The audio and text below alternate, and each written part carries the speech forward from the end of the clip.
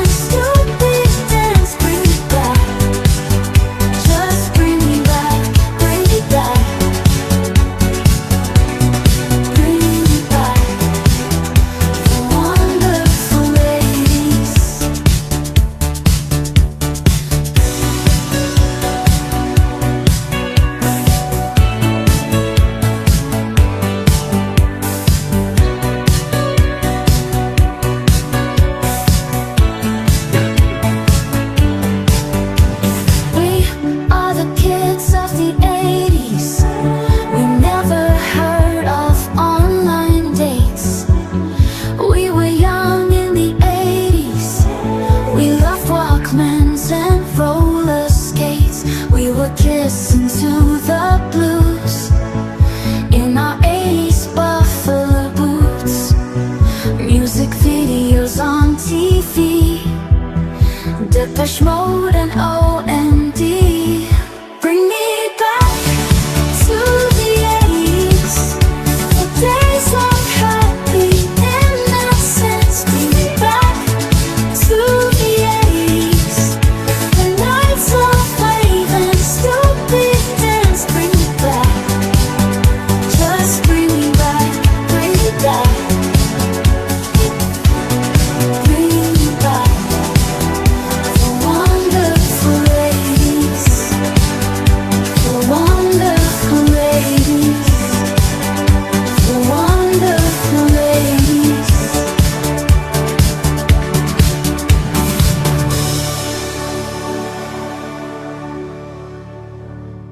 So please share my video if you enjoyed the 80s vibes. I'd really appreciate it. Thanks and bye-bye. He has been working heavily on improving the quality of the video. He's worked with, you probably can't read all of it right here, but at the bottom of this one for this week, there's technical ingredients, and there's, like 6 lines or 5 lines of different programs that he's been working with. The music was rearranged by Suno, and this video, like I said, was this week, and we'll take a look at that. Bring me back, baby.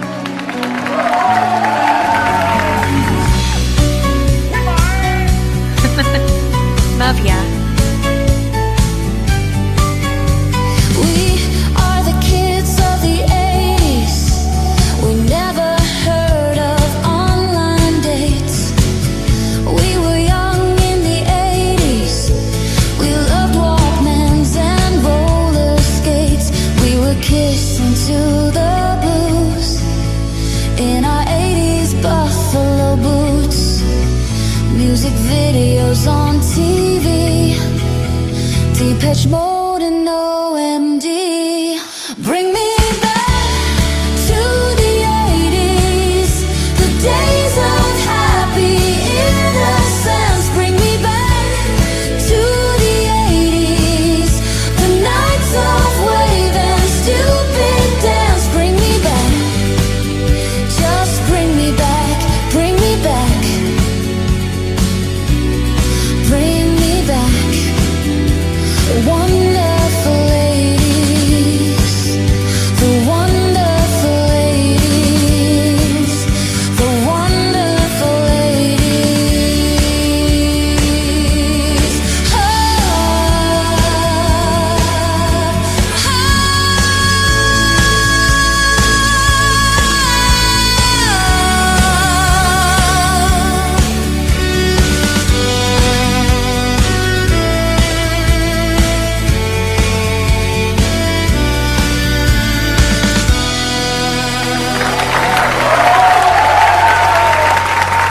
One of my favorites.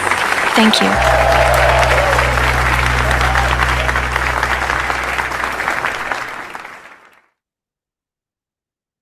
Pretty amazing stuff. That, by the way, was Frank's avatar playing the cello in that last scene there. Anyway, I just thought, if you hadn't seen it, I wanted to make sure that you did. I think it's really quite amazing. Not only is she beautifully lip synced and actions are, the first one, she's pretty much static except her mouth is moving. And in this, she's got all this terrific expressions and actions. And you got to really watch the different musicians. Everything is really synced with the music. It's you have to really. I looked at it about 4 or 5 times before I spotted a couple very minor things that I could tell that it was done with AI. But beautiful thing. Well, speaking of beautiful stuff, we got Brian Lapinski with us. And not that you're beautiful, Brian. Well, Yeah, you're thank all you. right, but your work is. Please take over and tell us about yourself. And when you're ready to share your screen, please do. I got into AI probably last December, somewhere around there. And I really started with Mid-Journey and kind of toying around with it. I was, playing some games online. I wanted avatars, and I got onto Mid-Journey, and my first image was an egg. I posted that not too long ago, and it was very just a very static egg sitting on a bathtub. And then I kind of liked what I saw at that time, and I got hooked. The more I learned about it, the better I got. I went from Facebook, and I wanted to see what people were doing on LinkedIn. So I kind of switched gears and started following some people. Rachel was one of the very first people. Uh, Glenn is another I started following right away. And then kind of reaching out to other people. Chris Fattini is another one with his SREF codes and sharing of things like that. And I really just started playing around. And one thing kind of led to another. The more research I did, I brought my own style into it. I love science. I love the unconventional. I kind of love the darker spaces, and I kind of pushed myself into that realm, kind of going against the grain of what everybody else was doing, which is uh, you're pretty model types and things like that. So instead of doing that, I really looked at uncanny valley and how I can do that intentionally, and that kind of pushed me towards anatomy. And I have a weird fascination with anatomy, having autoimmune diseases and things like that. I kind of wanted to understand how the body works more.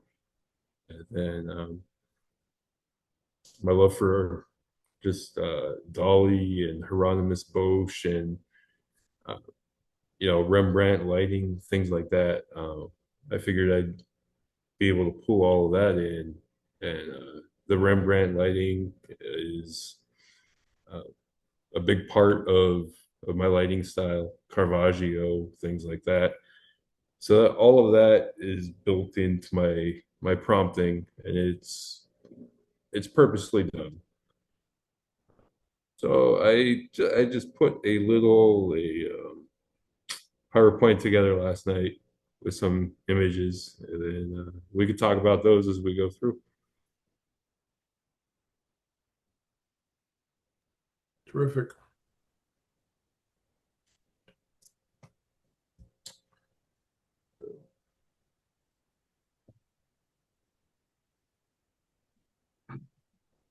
You want to, yeah, there you go. Full screen. Great. Yeah, I'm gonna move because my neighbors are having work done on their house. But start with this. Uh, my body of work, and this is only a small portion of what I have, but there's some of my favorite images, and some of these are SDF, which I want to thank Bernard for. Harriet put me onto a post that Bernard did not long ago, and I kind of studied that and built that into my prompting, and I'm able to get that nice glass effect and 3D kind of effect on my images now, which I really enjoy doing, playing around with. Not perfect, but I like some of the outputs that Midjourney does with them. So this was a child that I had in a pill, and a lipid is a fatty cell that I really like to work with. It gives a weird texture, um, kind of brings a different life to the images. wet and just very kind of birthy, which I like that aesthetic for myself. And we'll go on. Some of the surreal stuff that I like to do is I love working with eyes. I think, eyes are kind of the soul. You can do anything with an eye. You can make galaxies with eyes. You could do memories with eyes. You can do all sorts of things with them. And I absolutely love working with the eyes. Then the image on the left, of course, is kind of a play on words and a play on men, you know, where our brain is. And then so there's kind of stories that I intertwine with my images, and I try to make them as relatable as possible, as surrealism can go. I have a lot of Dolly effects and influence in my work that you can see later on when I get to the lipid environments. You can see they're very Dali-esque. So why anatomy? Anatomy is the truth. It's something everybody can relate to. All kinds of hidden systems. You could build worlds inside the cells. You can build worlds inside whatever part of the body you want. And I find that completely interesting. And with surrealism, you could make as many worlds as you want, and you keep going. And not many people will really understand what they are, or where they're coming from, or why they are what they are, or what kind of cells they are. Uh, it's infinite. But when you do a portrait, surrealism, it's an immediate, okay, you get that immediate reaction from somebody. And I try to make the portraits as emotive as I can, even with the anatomical style, as we'll see a little later.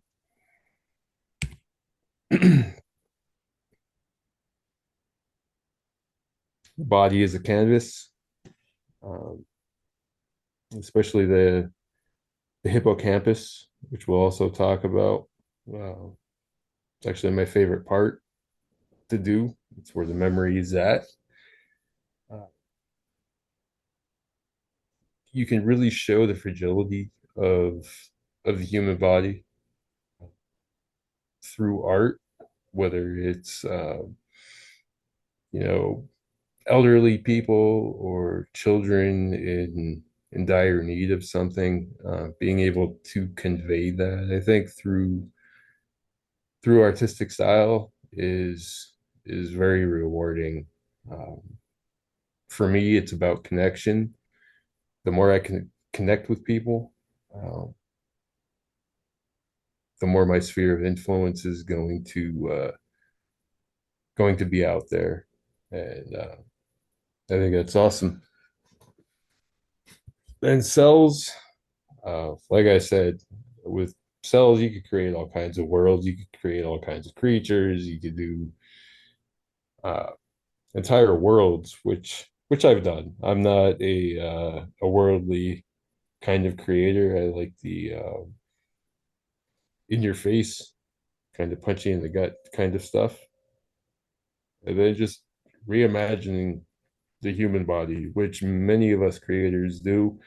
We do all kinds of strange things with AI and in the body, and this image with flowers and things like that is one of those things. And then the hippocampus. This is really my favorite thing to play around with and build worlds with. Uh, it's where memory is stored, uh, emotion, things like that. So a lot can be done with this. I really enjoyed this style of imagery. with the hippocampus, uh, building dance floors, or an elderly person remembering their life or their grandchildren and playing those games. Uh, to me, that's a big connection. Uh, just going through that memory, and I saw an interview with a little kid on TikTok who said memory is the bond to our past, and that was something that really struck me. And it was just kind of a coincidence that his favorite part of the body was also the hippocampus, and it was for that reason. Uh, I never thought of it that way, and to me, that makes a lot of sense. Uh, without it, without memory, there is no bond. So I think it's something important for us to kind of think about and remember.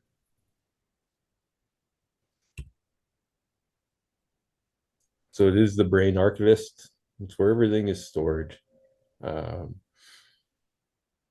Grief, joy, everything has coordinates there. And under stress, it shrinks, and with attention, it blooms. And I think when doing it artistically, certainly blooms.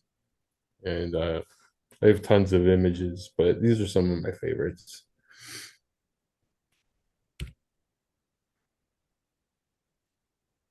It was just a little piece I put together that I'm playing with SD and kind of glass and anatomical plates, which is a big part of my prompting style. I like to use old um, Frank Netter inspired, which when I first got onto LinkedIn, I started following Chris Vattini. He posted his SREFs and different prompts, and Frank Netter was on there, and I thought it was really interesting. And that kind of put me down the rabbit hole of anatomy. So that was kind of my epiphany moment with anatomy, was really digging into what Frank Netter did and his artistic style and how he did it. And I try to incorporate a lot of that into my imagery, especially now. I think the thing that's interesting is it's not just a matter of art style or whatever. You've got a tremendous amount of thinking going behind the creation of these images, which is part and parcel of why they turn out the way they do. I really try to plan. Um, so I like to use Perplexity for that. Perplexity Labs is absolutely amazing for research. And if I don't understand something or how something works, I will input it into Perplexity with, a simple prompt of what I want. I'll research that, and then I'll take that research and I'll throw it into Chat GPT and iterate until I kind of have a really solid foundation of what I want. And at that point, that's kind of when I throw it into Midjourney. If I don't like the image, then I'll go back to Perplexity, then I'll go back to ChatGPT, and then continue that process over and over. Um, but that's really kind of my workflow, is starting with Perplexity. If the image here, the cartography, I went through Perplexity, and then went to ChatGPT, and then brainstorming sessions back and forth with AI, and really what I can do and where I could push it.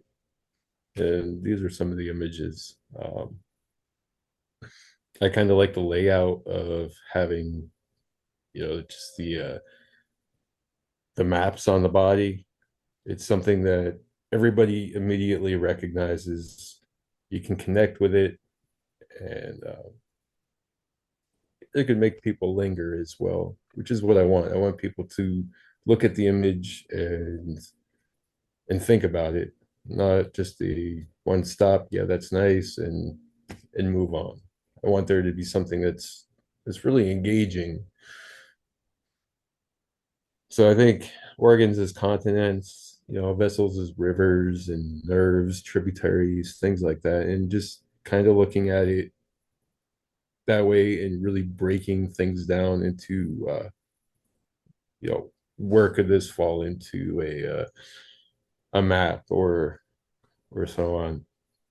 The breath is the wind and the weather, and the lungs move sails, and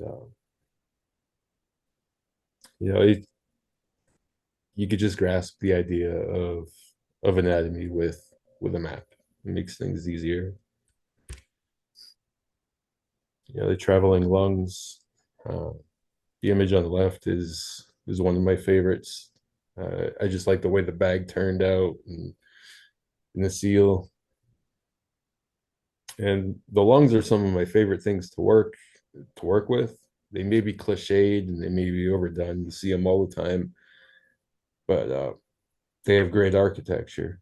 They could be a house with lights. I've done that in the past with a an old style mood board that I had for old time monsters, and they turned out really nice.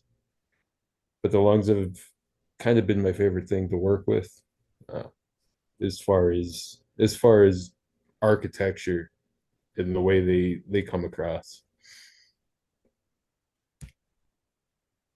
And the stomach, I kind of took what the stomach looks like, added a nice little spin, and add an ocean to it. The eye again with the mountain range and clouds.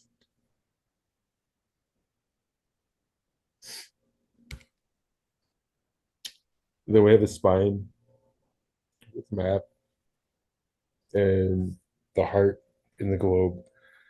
Uh, the heart is, of course, the be all end all of everything. Without the heart, you don't have life. That's kind of where that image came from. Again, it's very Renaissance.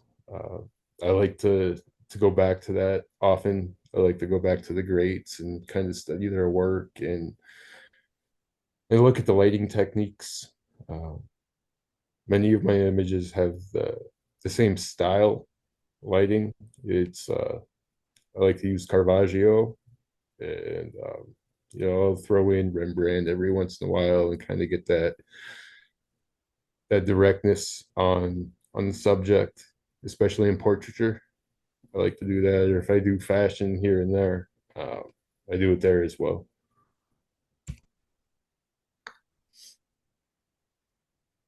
Then again, the heart and the sea, the ships, put on the anatomy itself, and kind of sailing to wherever it is that they're going to, and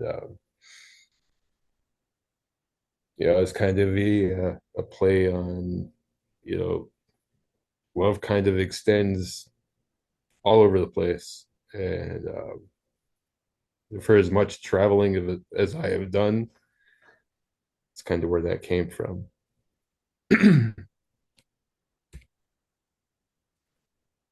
the muscles and tendons, these are some of my favorite things to do. I just kind of like to see how far I could push this kind of stuff with Midjourney.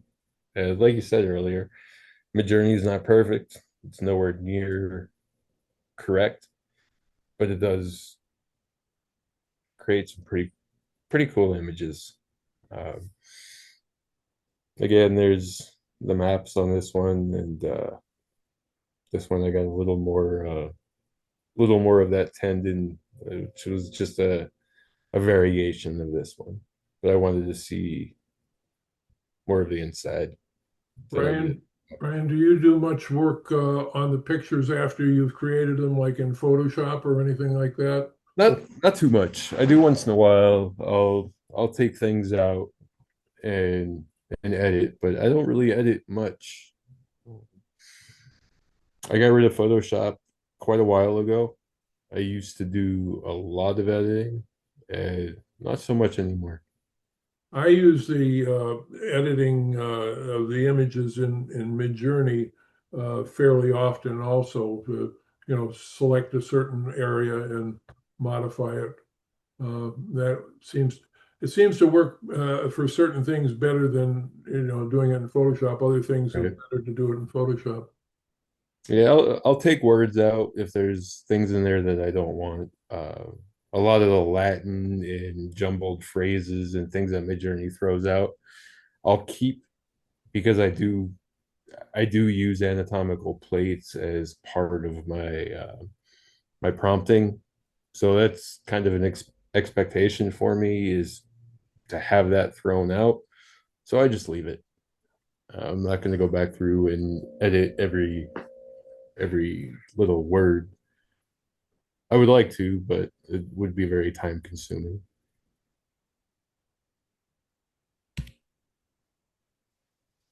There's some portraits. Uh, I always try to bring some sort of emotion or clarity to to the human portrait, whether it's awe or fragility or sadness, which I tend to lean towards. I do joy once in a while, but I always like to have that sense of not just that static AI stare. I want to bring a little more to that.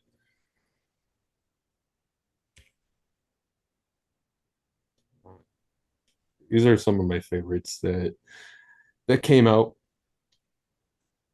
Uh, Glenn, did you have a question? Oh, I have so many questions, but yeah, blown away, Brian. I know you're still going through your yeah, yeah, yeah. your thing. I can't tell you how how wonderful I think your work is, and the amount of work you were able to do in a rather short amount of time. I mean, you didn't adopt this 3 years ago when this all came out. It sounded like it's a year or and change, I guess. Mhm. Um, so that's extraordinary. The one question I have, and I have a lot, but the main question I have is your work is so sculptural, and I know you know that, obviously. Have you ever considered making them into sculptures? I don't know if you have that ability, or would you ever want someone to try to do them because they look like that already. So I can imagine an incredible one-man show of your work, both 2D and 3D. Glenn, Yeah. in the comment section of the event today, there is a link to a gallery of wood sculptures. You certainly need to take a look at that. Sure, I will do. Yeah, I've thought about sculptures. There were certain artists that I looked at that can't remember their names off the top of my head, but I was looking at sculptures and uh, how to build the human form into a sculpture into this style of work. Uh, the wood ones that you're referencing are probably my favorite out of them. Uh, the black and tan, I really liked. I also thought about 3D printing them because I thought they would be pretty wild to have a bust on my mantle or portraits. Uh, the paper that you see are remnants of the uh, anatomical plates that I use. And then on top of that, I have my mood boards with the portrait or surreal aesthetic. So that's just part of the anatomical plate coming through in mood board style.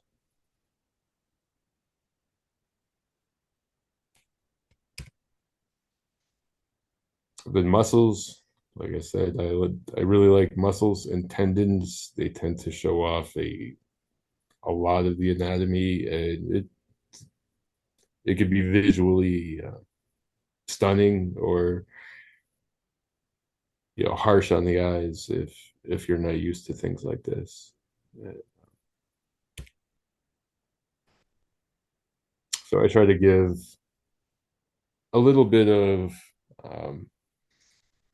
emotion or power there. um, without being grotesque, because my intention is not to be grotesque or a creator that just does this for you know, because it is strange. I want to be able to show that there is some sort of emotion there. There is some sort of there is a reason why I'm doing this. And some beauty. Right. Thank you. And then song. It's probably my favorite thing to do is really mix the tangible with the intangible. So this was a dissected. The prompt was I dissected larynx with the word song. So I'm taking something that's not physically able to be held with something that is part of the anatomy and blending those two in a prompt and using my mood boards on top of this. These were some of the outcomes and outputs that Midjourney gave. And then the one on the right, of course, and then you can see the dissected larynx. And then there's also a lipid uh, factor to this as well, which are what the bubbles are. The one on the right is what I used in the announcement of the event. Right. And then the song, obviously, there's, you know, the music notes and things like that. And then the ears and whispers. So anatomical and tangible with the intangible. You get people whispering into the ears and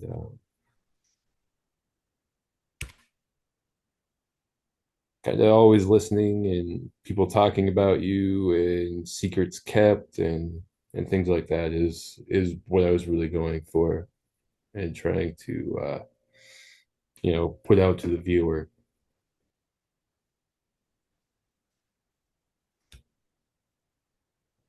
Then anatomical plates.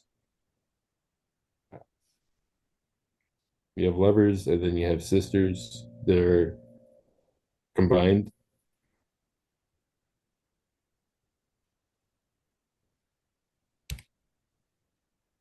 Then this is what I was talking about a little earlier with lipids and memory.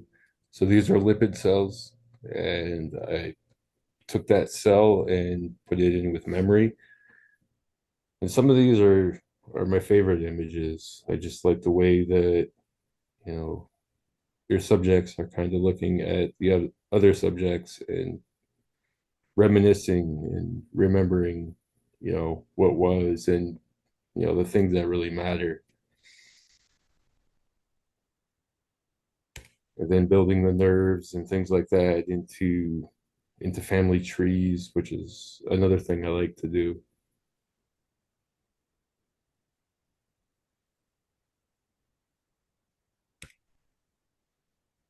Like here, elderly couple, a family tree.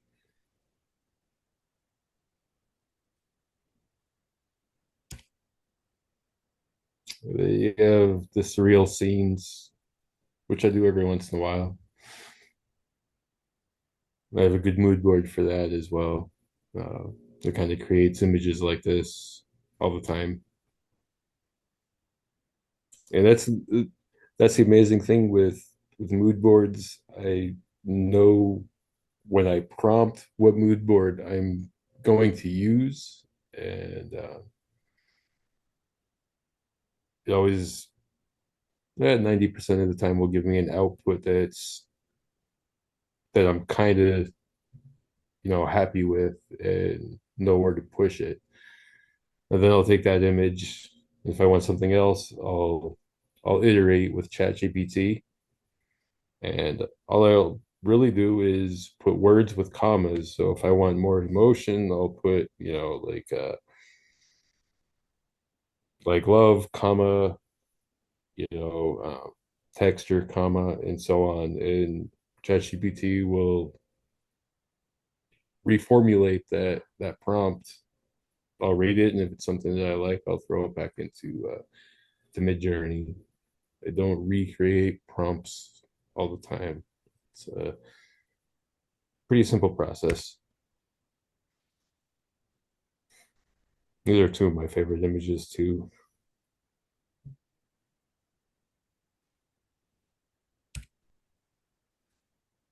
And, these were really based on my travels through uh, just through the country.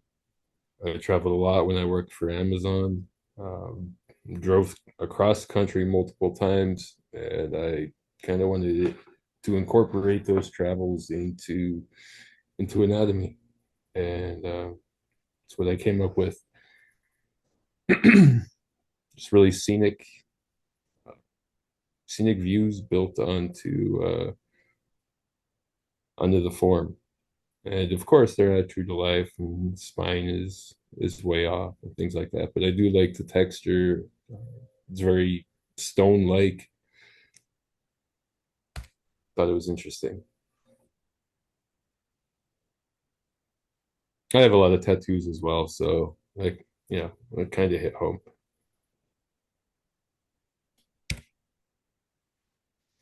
And then the retina, like I said earlier, I love working with the eyes. I love the things that you can do with them. There's just an infinite amount of possibilities that you could do with the eyes. And building worlds inside them is one of my favorite things to mess around with.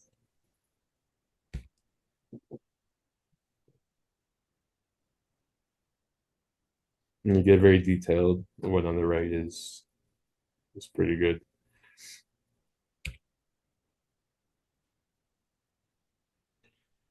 And then my little girl, she's a dancer, and she was practicing the one night, and I was watching her and thought about her on stage, and that was kind of the birth of these two images. You have the cells dancing behind the curtain, putting on a show. They're little ballerinas, and I incorporated that into the show on the right,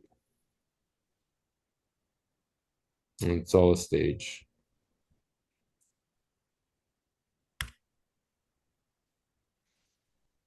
And then you have RNA and the helix.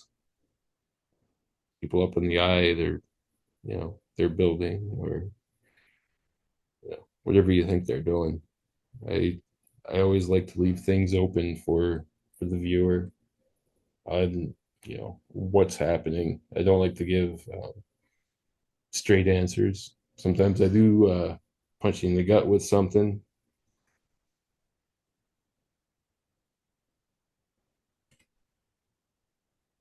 Then these are just memory capsules. Is looking at DNA and remembering, the grandchildren or children, remembering a different time.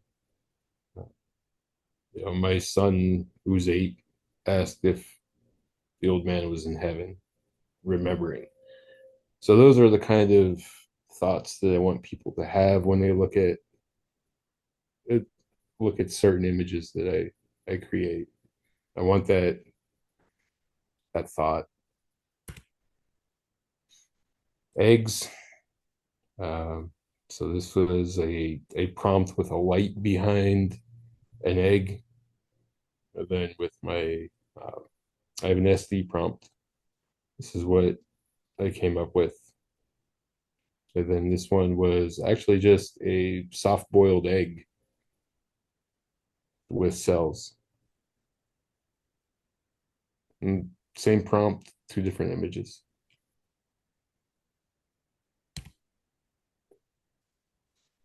On the left, you have just a red blood cell in the desert. And then you have other cells over here, kind of dancing.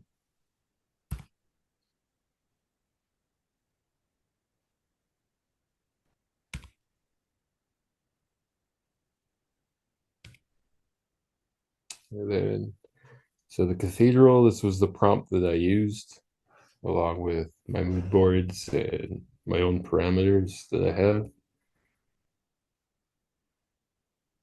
This is kind of what my prompting style looks like. Sometimes they're longer, sometimes they're shorter. It really depends what you're going for.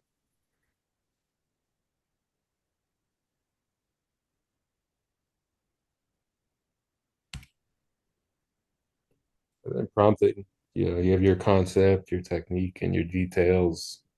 Um, the details is something I really try to focus on.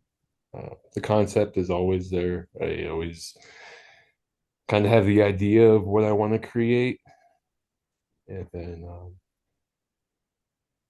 there's iteration.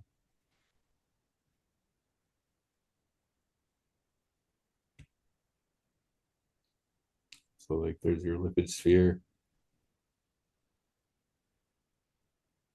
And that was probably my favorite one that one produced.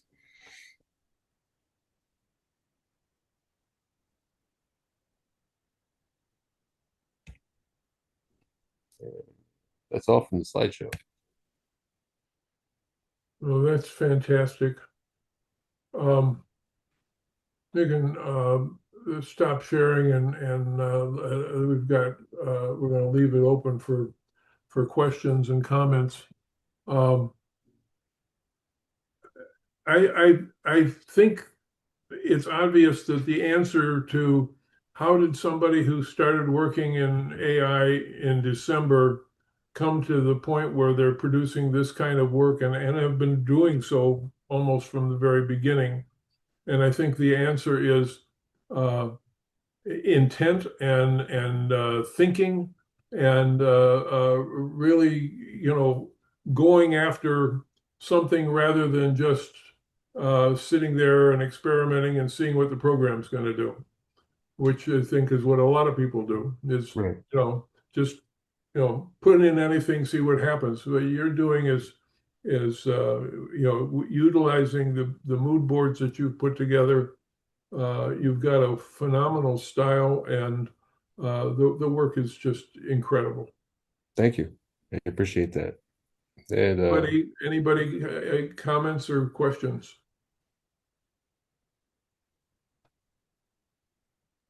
There's nearly no words for his art. You're a true artist. Your intelligence, your work needs to be in galleries around the world. It's incredible. well, thank you. I couldn't agree more. Glenn? Yeah, yeah, I echo those sentiments wholeheartedly. I'm curious, you're all the things that Rachel said. So when you're thinking about a project, what are you actually doing? Because they're all kind of deep. I know they're around the subject matter, the anatomy and all that, but you're taking it to a whole new place, obviously. Um, but how much time? I mean, not that it matters really, but are you spending a lot of time in advance of the work, or is it pieces of things? Like I know you explained how your workflow works through, working with the chat GPTs of the world and Perplexity and all that. But are you waking up one day going, you know, maybe I'll work with the lungs today? You know what I'm getting at? I'm just so Yeah, curious. not really. If I see something, kind of like a photographer, I have that mindset. If I see something that kind of sparks some sort of interest, or I have an epiphany about something, then I'll come to the computer. Uh, it's those little things that you have to pay attention to, and I think those are the things that kind of matter. And you know, I kind of always had an eye for photography, even when I did it. So I think I'm partially trained on that, and then I'll just come to the computer. I'll put the idea into Perplexity and go from there. And sometimes it works, sometimes it doesn't. But I continuously play around with things like that, something my kids might do, or, if I'm in a grocery store and I see something, or I see a person that looks interesting, I'll remember that, and I'll put that into a prompt when I get home and kind of see where it takes me. Just one quick question. So, have you had a show, or and if you haven't, are you thinking about it? Because you really must. I mean, these should be in galleries everywhere. I mean, I have. So the thing with my intent when I started doing this was to have Neural Reverie, and then life happened, and that kind of fell to the back burner, and I started back into production. But I am working on a few things. I'm working on a Neural gallery site that I'm currently building through. I have it on GitHub, and I'm using Vercel for that, and it's just really trying to solve a lot of the problems that I'm having on that end, because I am not a developer. I wish I had those skills. So it takes a little while, and then there's other things that I'm working on as well that will be pretty interesting, I think, when they come out. Rachel, I think you ought to introduce him to 3DD social network, and Oh, most definitely. I and hadn't thought of that. hi Hey, Harry, Harry. Hi. and I hear get it. the uh, get him to put a gallery together there. This is a virtual reality world that this guy in Dubai is created that is really fantastic. Rachel's doing fashion shows there. Yeah. Uh, uh, he's got an art gallery with various people that have, put in like 3 pictures. He's got one of my little video stories in a theater there. But uh, I'll ask you, Rachel, and all of your busyness to move forward on this to get him in there so that Yeah, I don't know why I haven't thought of that earlier, actually. well, I think it would be, Yeah, I'll definitely make an introduction there. yeah, it'd be a terrific site. He's also now got people selling their products in stores in this virtual world. Where Yeah. you can literally go in there and buy stuff and pay for it, and it'll be delivered to you. So it's quite an impressive world that he's put together. Interesting. And Eric, funnily enough, I think he's got a sculptor on board, so that's interesting. Hmm. So, well, I mean, if you put your gallery together for Brian, and what this guy does is you give him the artwork, and he'll build the gallery. Right. But I think you should also include some of the sculptures so that you've got some freestanding stuff Right. as well as things hanging on a wall. But I think it would be a big draw to be able to promote that it's there and be able to send people to see that. Eric, I'm just wondering. Oh, sorry, there's a hand up. How do I do that? Sorry, Eric. Go ahead, Rachel. I can wait. Oh, I was just wondering, with Glenn in the medical field, can you think of anything marketing wise, that maybe doctors' offices or doctors themselves, or I feel like there's a connection there, but it hasn't landed for me. I mean, it's quite possible, Rachel. A lot of the work that I've been doing for years in this field never uses anatomy. It's always about what the drugs do in a Right. simplified fashion that isn't so chemically complicated and scientific. So it lives and breathes on metaphors very, very often. Doesn't mean that Brian's work wouldn't apply to a wild, creative metaphor of sorts, but it doesn't usually go down the science route because the end user are not science folks. They're people like you and me that I don't know anything about any of this stuff. So, it would go over my head in a way. But as far as like, I mean, Ryan, like you probably know a lot of this stuff, the things like, book covers and I mean, albums aren't around like they were once, but I can see you, and fine art galleries and the like, and telling story. I mean, look, your stuff would be, I don't even know if you've touched film yet. I mean, I follow you, but I haven't seen anything yet. If you've made anything move, because I think this stuff would be, wildly inventive pieces of film content, you Yeah, know. I've done some. I'm not very experienced with video at all. Yeah, That's something I should definitely branch out into. yeah. But you weren't so experienced in AI, a year ago, and now you're a master. So I kind of I would take that back. You're too humble. I think if you put your Yeah, mind to, Rachel tells me that all the time. yeah, if you said in a year I'm going to do video, you'll probably have the best videos on LinkedIn. I'm Yeah, not blowing smoke. I just think you are a master. So yeah, you are what you are. totally agree. Eric? Fantastic work, Brian. Incredibly impressive. Love it all. You must at least 3D print a number of those things without doubt. I mean, I was thinking that before you mentioned it. And I also thought the same thing you were mentioning, Rachel, regarding, um, the healthcare industry and advertising and things of that nature. And I also agree with Glenn what he said, but there could also be aspects within the healthcare industry where, some of those, instead of actually showing how the chemical works, where you have to show what they call an MOA, mode of action, which is usually more, technical, as Big Al knows as well, but possibly in demonstrating a malady someone has, like a muscle malady or something like that, there might be a way of incorporating your work into that aspect of advertising and marketing if you'd be interested. Yeah, that's a good idea. Uh, Some of the memory ones would be beautiful illustrations for Alzheimer's.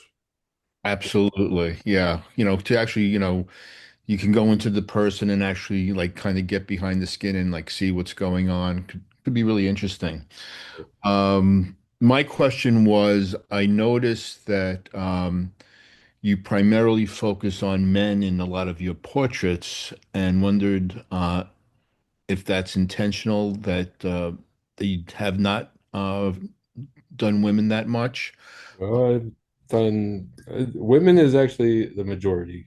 Um, so if you Oh, wanted to, oh, just in this presentation, I guess. just in the presentation, yeah, if you went into say my Facebook and you kind of really dug into my portraiture, most of it's women. Oh, cool. Uh, Um, Eric, once again, in the gallery, the comment section, there's a gallery on pulmonary, wood sculptures, thing he calls a Veil of Echoes, cranial, and then he's got a blog there, a link as well. And the reason I gave, these are all on the same site, but the thing is that, like I told him, getting around his site was not intuitive. Yeah, I was just deconstructing it. I was going to read. So, but look at these veils of echoes, very interesting emotional stuff. Um, and just and the reason he was showing what he was showing today is because the stuff that's in this site are some of his older work, and he wanted us to see the newer stuff, but by going there and seeing it, you'll see that he's been doing fantastic stuff right from the very beginning. I mean, most people, have to be playing around with the program for at least a year before they're able to do quality work. And no, I can't say enough about how terrific it is. Eric, you got more well, comments? well, just one last question. How did you establish the beautiful color palette that you use? And was it a lot of experimentation until you landed on this, and this is what you wanted to stay with? Did you play with other color palettes? It's just beautiful. I'm just curious as to how you arrived at it. Part of it is that Rembrandt lighting and really the that aesthetic and that lighting technique, um, the browns and golds and deeper contrasts with colors, and then taking a surreal think like a Wes Anderson kind of style and color palette and blending those two together. And that's really the two style mood boards that I use. So it's a soft green and like if you ever saw the movie The Mist, it's that kind of color palette and the deeper, more saturated colors. Rachel? Like an old map, Yeah, an old, kind yeah, of. yeah. I oh, there's a huge storm going on outside here. Um, Brian is such a humble artist. That's how we know he's a true artist. I want to know more about you. What's your background, Brian? Where have you come from? You mentioned Adobe, was it, or Amazon. Amazon? I actually started with Amazon, God, probably 2009 as a temp worker, and I moved my way up into management and program management, and I was certified in Six Sigma as a black belt, and I got into lean methodologies, and I work a lot with lean, and I had my own business for a while where I cleaned carpets and things of that nature, tile, wood floors. Now I'm back into the industry of making bottles with water. Um, Kind of where I'm at now. Looking to branch out and kind of do Brian, different. if you don't mind doing so, I think a big influence on the stuff you've been working on is the medical issues you've told me about. Could Yeah, you? I was diagnosed with lupus. It took 6 years to finally get a diagnosis. So yeah, that was a pretty big impact, especially on my skin and you know my body and things like that. I've had vascular issues and stents put in, and things like that. So it takes a toll, and I think that's a big part of why I love doing anatomy so much and doing the emotion and emotive images is when I'm feeling down, I'm making down images. When I'm feeling good, I'm making a different style of image. So my images go very closely with how my body is at that time, which is ebbs and flows. Things like that change a person and their focus. I mean, you think of people who have had a child die from a particular disease and everything, and then they concentrate on that for the rest of their life. But I mean, you're taking what you've experienced and making it something of beauty, and it's wonderful. Maria, Maria. Yes. Yeah, I just want to say thank you so much, Brian. Super inspiring and beautiful and so nice details and a lot of thought in every picture. I really love that. That you can I think every picture has its own story depending on who you are looking at it. So I think if I would tell you what I saw in some of the pictures, maybe somebody else would see something absolutely different. And it really touched my heart in many ways. It was very beautiful. So thank you for showing your pictures. So I wanted to ask, what program do you use? I am exclusively Midjourney. Mm, It's the only one I use. okay, thank you. Mhm. By the way, Maria's in Sweden and Harriet Moser's in Switzerland. So we've got, and of course, Rachel on the other side of the world. Yeah, way out there. Mark. Hi, first let me do my test my mic. Can you hear me okay? Yep. Yeah. Okay. Um, Gorgeous work. The depth is incredible and just the layers even. And thank you so much for sharing them and talking about some of the stories and your inspiration behind them. I guess my question, and I had to write this out a little bit. It's a long question, so I'll just say it and then feel free to elaborate where you like. And a lot of it's inspiration. So you mentioned noticing things kind of similar to a photographer, and I was kind of curious how much different types of things affect what you proceed to do. Like if it's current events, whether it's world or local, fashion trends, celebrity news, nature, flowers, trees, animals. You mentioned your kids. I don't know if you have pets, and I was kind of curious what the variety of different types of things that happen in the world play a role in what you decide to work on when you develop your art. A lot of it is very political based. Um, so I do have, different styles of art that I play around with, especially with like pop art. So like Steve Kaufman inspired stuff.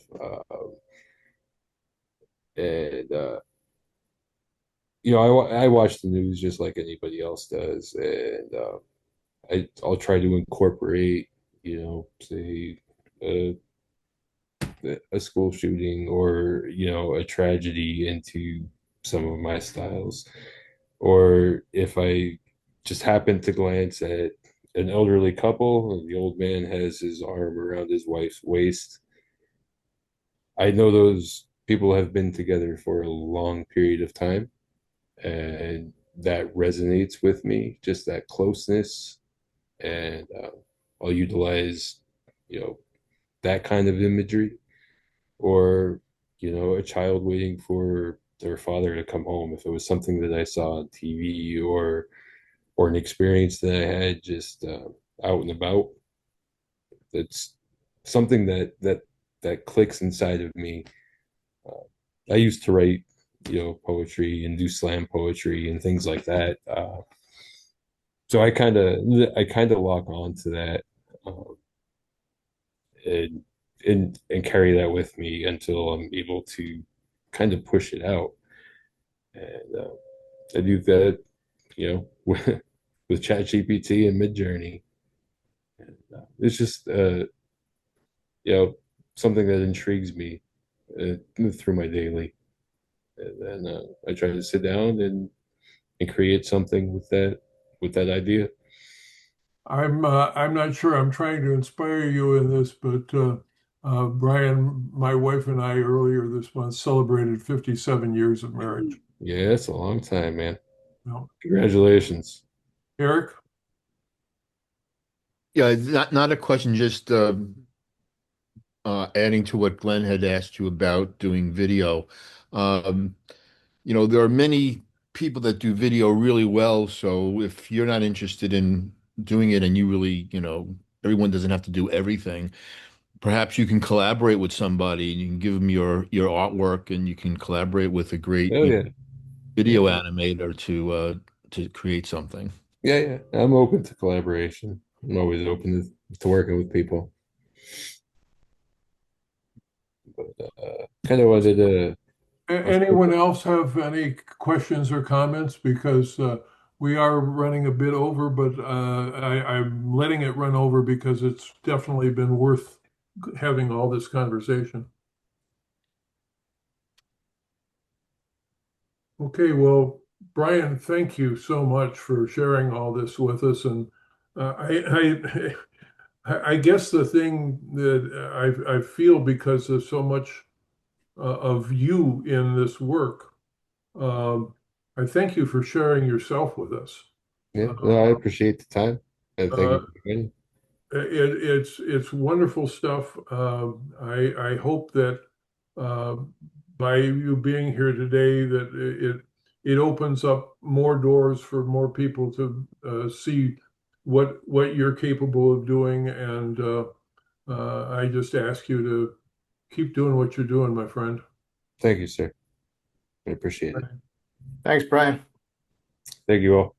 Okay, so I'm going to end the recording, and this will be on YouTube after I do some editing. But again, thank you everybody for being here. Thank you. Thank you. Appreciate it. Absolutely brilliant.